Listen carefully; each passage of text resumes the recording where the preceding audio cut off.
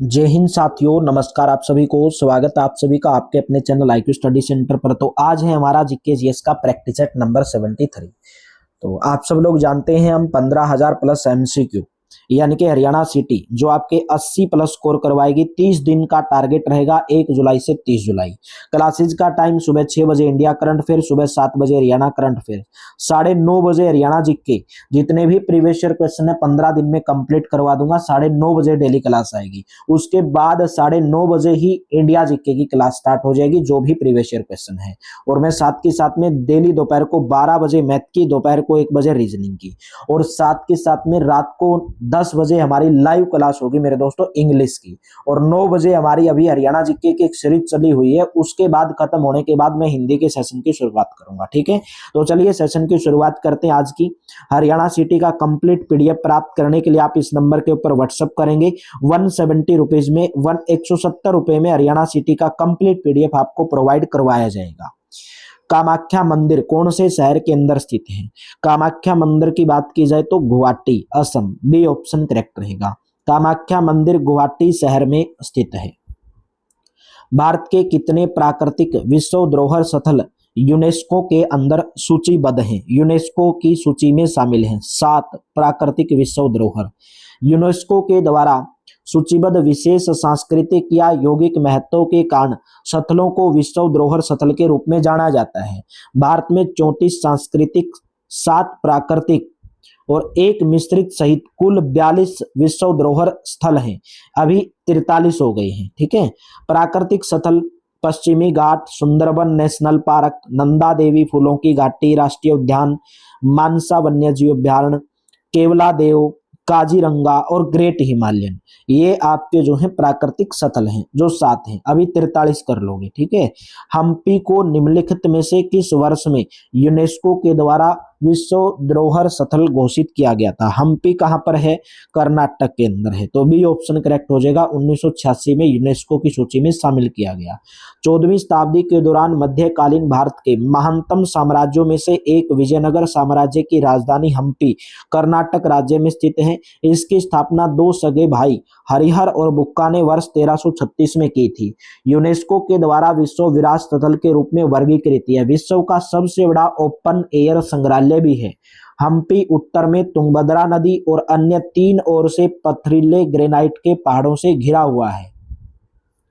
निम्न में से गुजरात के किस जिले में स्टैच्यू ऑफ यूनिटी स्थित है? स्टैच्यू ऑफ यूनिटी गुजरात के कौन से जिले के अंदर पूछा गया है? तो जिले में आप लगाओगे मेरे दोस्तों स्टैच्यू ऑफ यूनिटी नर्मदा जिले, नर्मदा जिले की, नर्मदा जिले की। ठीक है, नर्मदा जिले की।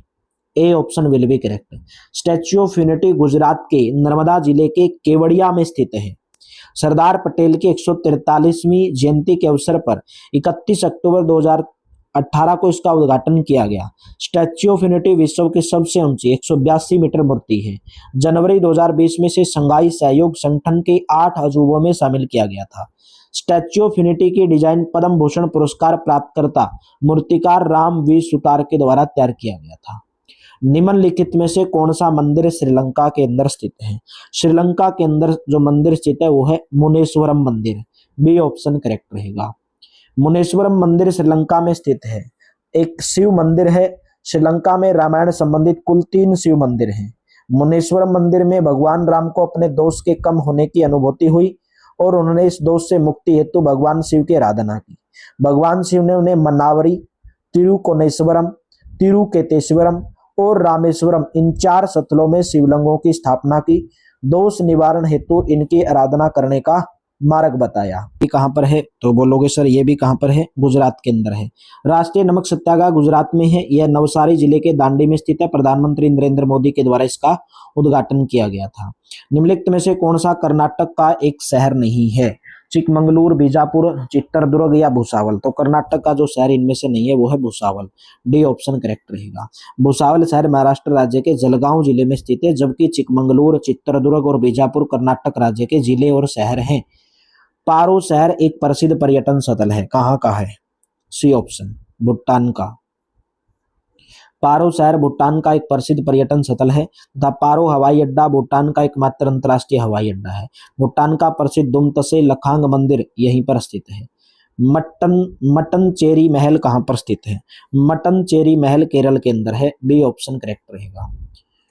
डच महल के रूप में लोकप्रिय मट्टनचेरी महल मट्टनचेरी कोच्चि में स्थित एक पुर्तगाली महल है। यह महल यूनेस्को की विश्व धरोहर स्थल की आस्था सूची में भी शामिल है।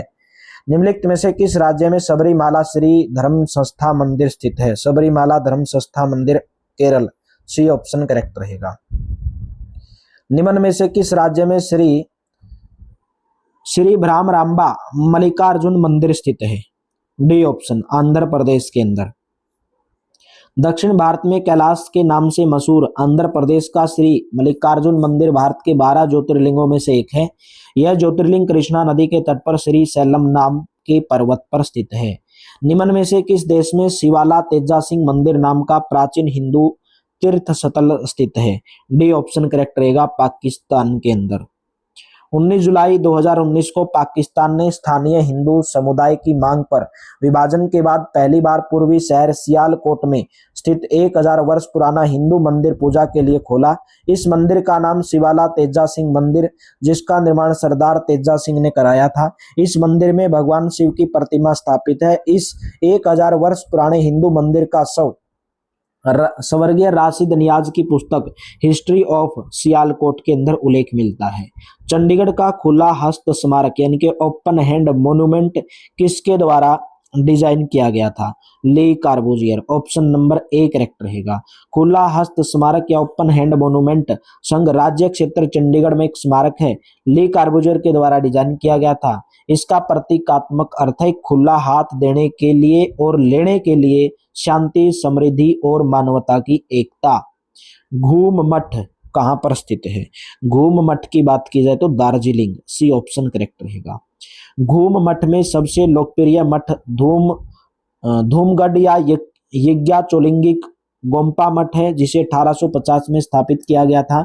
यह प्रसिद्ध मंगोलियाई ज्योतिषी और भिक्षु लाभा सेरव ग्यात्सो के द्वारा स्थापित किया गया था। यह मठ दार्जिलिंग पहाड़ियों के अंदर स्थित है। विश्व का सर्वाधिक ऊंचाई पर स्थित पोलो मैदान पाकिस्तान में स्थित है। Right option option number C Sandur. C option correct रहेगा। विश्व का सर्वाधिक ऊंचाई पर स्थित पोलो मैदान पाकिस्तान के संदूर में स्थित है। संदूर ऑपरेशन भी चलाया था हमने। निम्नलिखित में से कौन सा मध्य प्रदेश का एक विरासत स्थल है? मध्य प्रदेश का भीमबेटका की गुफाएं। भीमबेटका मध्य प्रदेश का एक विरासत स्थल है। इसकी खोज 1957 से 58 ईस्वी में डॉक्टर विष्णु श्रीधर वाकणकर के द्वारा की गई थी। यह रायसेन जिले का एक पूरा पाषाणिक गुफा आवास है। इस स्थल को 2003 में यूनेस्को ने विश्व धरोहर स्थल घोषित किया। भारत के किस शहर को पूर्व का एथेंस के रूप में जाना जाता है?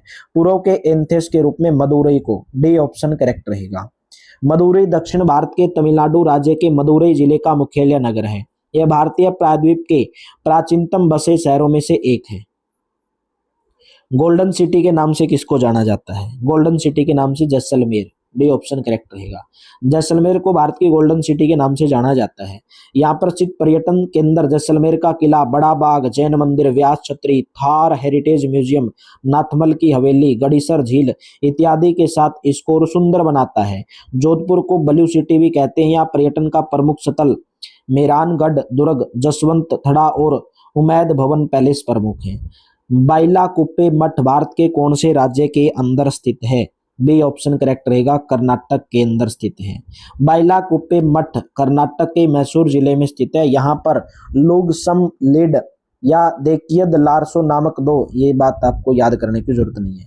स्वामी विवेकानंद की पुण्यतिथि दिनांक कब मनाई जाती है?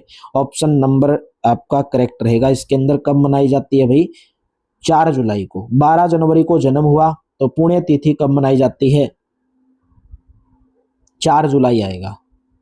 बी ऑप्शन करेक्ट रहेगा। यहाँ पे कंफ्यूज था मैं 12 जुलाई को, क्योंकि जन्म हुआ था 12 जनवरी को। 12 जनवरी 1863 को और 4 जुलाई 1902 को कलकत्ता में हार्ट अटैक आने से इनकी मृत्यु हो गई थी। रामकृष्ण परमहंस के एक मुख्य शिष्य और भिक्षु भी थे। उन्होंने वेदांत और योग के भारतीय दर्शन का परिचय पश्चिमी दुनिया को कराया। वर्ष 1893 में इन्होंने वाशिंगटन में आयोजित धर्म संसद में भाग लिया था। निम्नलिखित में से किसे टफेरेट ऑफ इंडियाट के नाम से जाना जाता है? तो जाना जाता है किसको? अमीर खुसरो को। अमीर खुसरो का जन्म 1253 ईस्वी में पटियाली कासगंज उत्तर प्रदेश में हुआ था। मीर खुसरो बलबन जलालुद्दीन खिलजी अलाउद्दीन खिलजी के समकालीन थे। निम्नलिखित में से कौन एक रोमन कैथोलिक मिशनरी थी जिन्होंने अपने अधिकांश जीवन में बंगाल में काम किया था? C option Mother Teresa. Mother Teresa एक रोमन कैथोलिक मिशनरी थी जिन्होंने अपना अधिकांश जीवन बंगाल में काम करते हुए बिताया, इसलिए इन्हें 4 सितंबर 2016 को कलकत्ता की संत टेरेसा के रूप में सम्मानित किया गया था। मदर टेरेसा ने एक अल्बानियाई भारतीय कैथोलिक नन और मशीनरी ऑफ चैरिटी की स्थापना की थी। इनका जन्म 26 अगस्त 1910 में ओटोमन साम्राज्य वर्तमान में स्कोप्जे उत्तरी मेसिडोनिया के अंदर हुआ था। 1953 में महारानी एलिजाबेथ II के राज्याभिषेक समारोह में प्रस्तुति देने के लिए निम्नलिखित में से किस नृत्यांगना को बुलाया गया था? ए ऑप्शन कमला लक्ष्मी नारायणन को बुलाया गया था। 1953 में महारानी एलिजाबेथ II के राज्याभिषेक समारोह में प्रस्तुति देने के लिए नृत्यांगना कमला लक्ष्मी नारायणन को बुलाया गया था। पद्म भूषण और पद्म विभूषण पुरस्कार से सम्मानित सोनल मानसिंह भरतनाट्यम के अलावा निम्नलिखित में से किस नृत्य की कुशल नृत्यांगना है? ऑप्शन नंबर सी रहेगा, ओडिसी की नृत्यांगना है। निम्नलिखित में से कौन संयुक्त राज्य अमेरिका के प्रतिष्ठित लिंकन सेंटर हॉल में प्रदर्शन के लिए आमंत्रित होने वाले पहले भारतीय बने? तो उनका नाम था बिस्मिल्लाह खां, शहनाई वादक, अमेरिका के शहनाई वादक हैं, प्रसिद्ध हैं। निम्नलिखित में से किसे भारत का फ्लाइंग सिख कहा जाता है? भारत का फ्लाइंग सिख मिल्खा सिंह को कहा जाता है। मिल्खा सिंह को एक भारतीय धावक थे जिन्होंने रोम के 1960 ग्रीष्म ओलंपिक और टोक्यो के 1964 ग्रीष्म ओलंपिक में भारत का प्रतिनिधित्व किया था। फ्लाइंग सिख नाम से मशहूर मिल्खा सिंह ने 1958 में देश के लिए पहला गोल्ड जीता था भाई। नेक्स्ट, निम्नलिखित शख्सियतों में से कौन एक प्रसिद्ध भारतीय पादप क्रिया विज्ञानी और भौतिकी विज्ञानी है? तो राइट ऑप्शन बन जाएगा option number D, JC. Bose.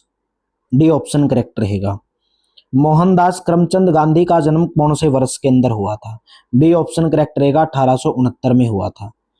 निम्नलिखित में से कौन एक प्रसिद्ध भारतीय नृत्य निर्देशक यानी कि कोरियोग्राफर थी? तो उनका नाम था Saroj Khan. A option correct रहेगा।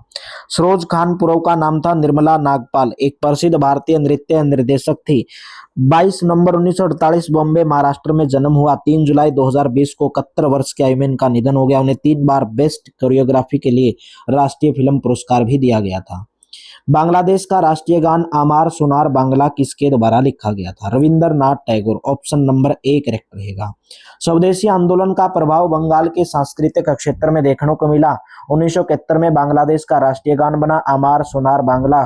गुरु रविंद्रनाथ टैगोर ने इसी समय इस गीत को लिखा था। गीतांजलि के लिए साहित्य का नोबेल पुरस्कार भी रविंद्रनाथ टैगोर को मिल चुका है। भारत का राष्ट्रगान जन गण मन, इसी का हिंदी संस्करण है आमार सोनार बांग्ला का, जो 24 जनवरी 1950 को संविधान सभा के द्वारा स्वीकार किया गया था। तो क्लास कैसी लगी कमेंट बॉक्स में जरूर बताओगे। अच्छी लगी तो वीडियो को लाइक करना, शेयर करना। हरियाणा सिटी का कंप्लीट पीडीएफ प्राप्त करने के लिए इस नंबर के ऊपर व्हाट्सएप कर लेना और भाई डेली क्लास को ज्वाइन करते रहना। 1 जुलाई से 30 जुलाई मेरे साथ में टारगेट लेकर सेट करेंगे और 15,000 प्लस एमसीक्यू क्वेश्चन जो आपको 80 स्कोर तक पहुंचाएंगे। तो चलिए, thank you, have a nice day. मिलते हैं नेक्स्ट क्लास में।